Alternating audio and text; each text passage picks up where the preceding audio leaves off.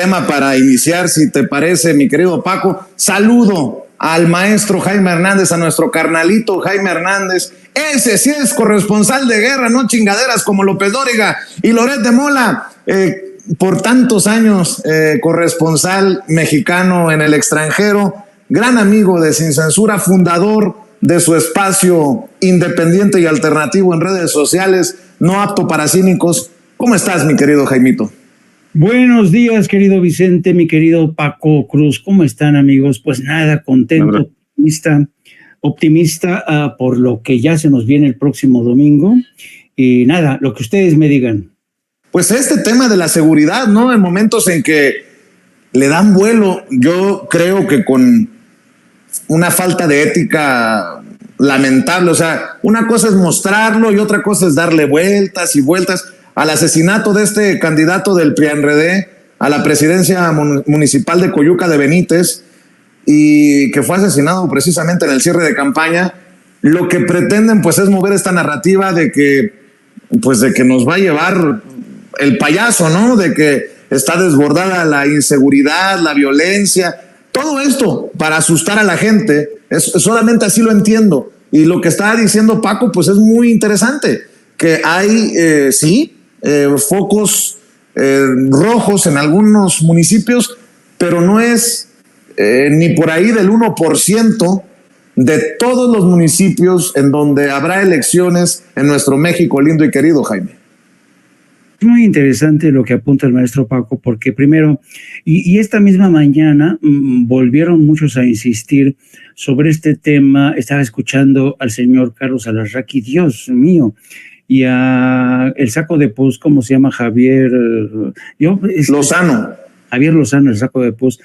Pero además Javier Lozano con la espuma en la boca diciendo que, insultando al presidente, diciendo que era un hijo de quién sabe qué, que cómo era posible que hubiera ocurrido lo que pasó en Coyuca de Benítez. Y ayer por la noche, Ciro Gómez Leiva abrió evidentemente su noticiario con esta noticia.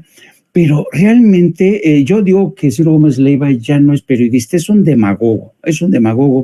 Pero no, era casi de verdad, fue una actuación. Ahora sí que se consagró Ciro Gómez Leiva diciendo, ¿cómo es posible que siga ocurriendo esto en México? La peor violencia.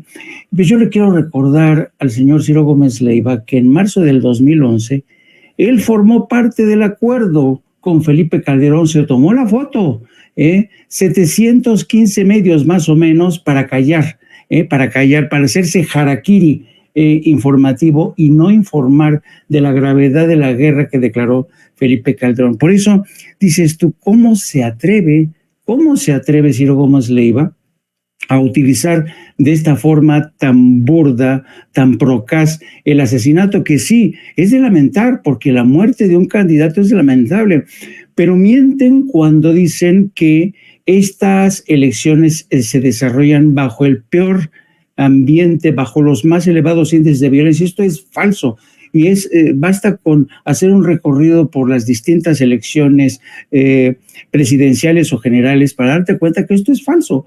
La violencia siempre ha estado presente. Claro, lo que ahora les conviene a estas gentes es decir que la violencia está presente por todos lados, en Chiapas, en Oaxaca.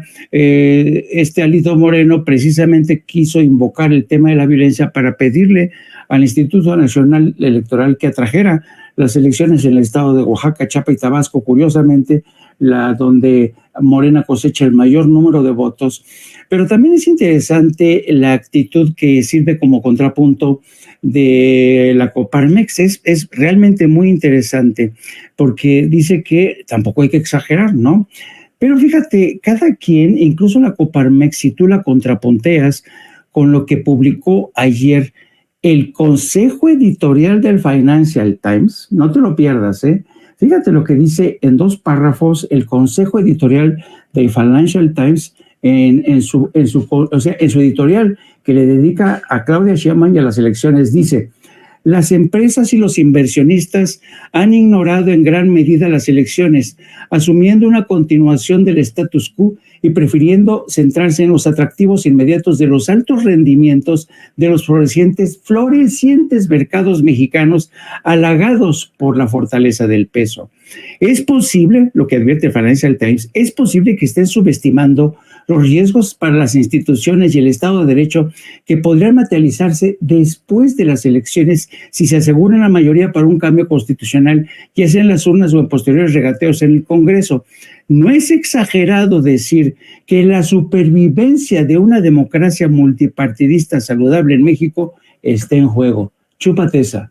Entonces, realmente aquí el Financial Times, a pesar de que la banca ha conseguido niveles récord de ganancias y la empresa le ha ido bien, la Coparmex está diciendo que no pasa nada, el Financial Times, que representa a las grandes corporaciones internacionales, dicen, no, las cosas no están tan bien. Y esto demuestra hasta qué punto realmente están en sintonía con medios de comunicación o partidos políticos que siguen apostando por esta agenda entreguista de México.